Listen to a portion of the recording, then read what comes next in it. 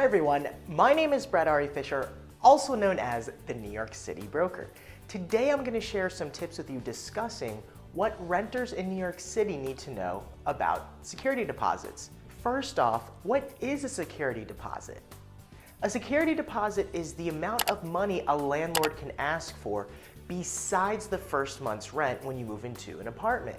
It can be used to cover the cost of repairs if you damage the property during your stay, or as payment if you leave without paying your last month's rent. Landlords have a right to collect security deposits, but there is a limit to how much they can ask for.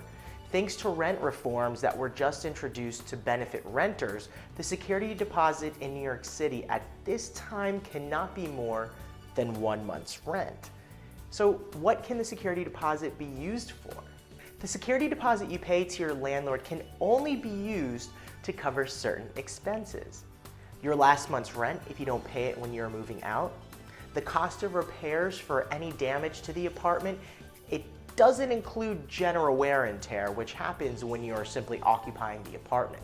Any paid utility bills and maintenance fees if you as the renter were supposed to pay the landlord directly, and cleaning costs to return the property in the condition it was originally handed over to the tenant. A landlord cannot use your security deposit however and whenever they wish. They are supposed to keep the security deposit in a New York State bank account that produces interest until needed. If the interest rate is higher than 1%, the landlord should keep the 1% and give the remainder to you.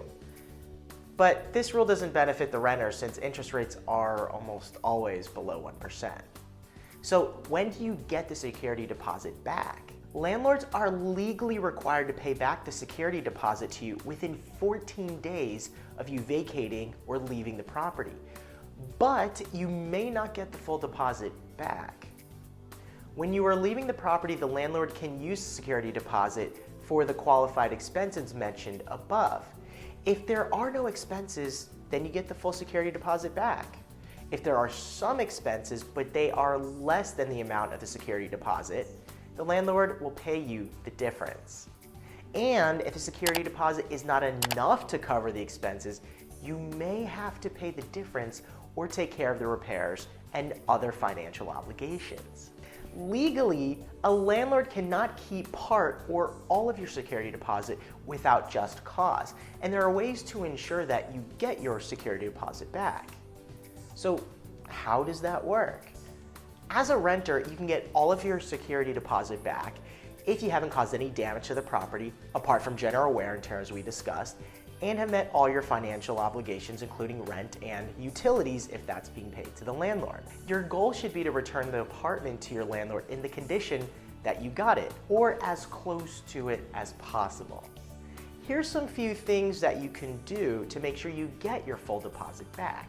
Inspect the apartment thoroughly before you move in and document any problems and damages you see before taking the keys. Keep the apartment neat and clean and repair any damages that you have caused in the property and are your responsibility to fix, not your landlord's. Ideally, don't break your lease unless you get 100% approval from your landlord or management.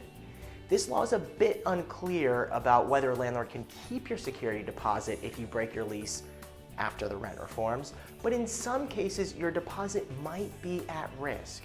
You have to help your landlord in re-renting the apartment and make sure that you're available to show the property. If there is no loss of rental income, you pay all your dues and you give proper notice, and you may walk away with your security deposit even after breaking your lease. But there might be another penalty written into your lease, so please make sure before doing that you find out exactly what the law indicates and what the management says. You have a legal right to request and be present at an inspection before you leave the apartment, and the landlord is required to inform you of this in writing. After the inspection, the landlord is obligated to provide you an itemized list of all the repairs and cleaning that you have to do. If you take care of every item on the list, they can't keep any part of your security deposit for damages to the apartment or for cleaning to get it back to its original form. If not, the landlord has the right to use part or all of your security deposit for the repairs. And make sure you meet all your financial obligations, including the utility bills, until the day you're leaving the apartment. Thanks so much for joining me in this discussion regarding what renters in New York City need to know about security deposits. If you have additional questions, please feel free to reach me at brett@thenewyorkcitybroker.com. Also, don't forget to like, share, and subscribe so that you, your friends, and your family members can get all the best real estate content. I'm Fischer, the New York City Broker. Have a great day.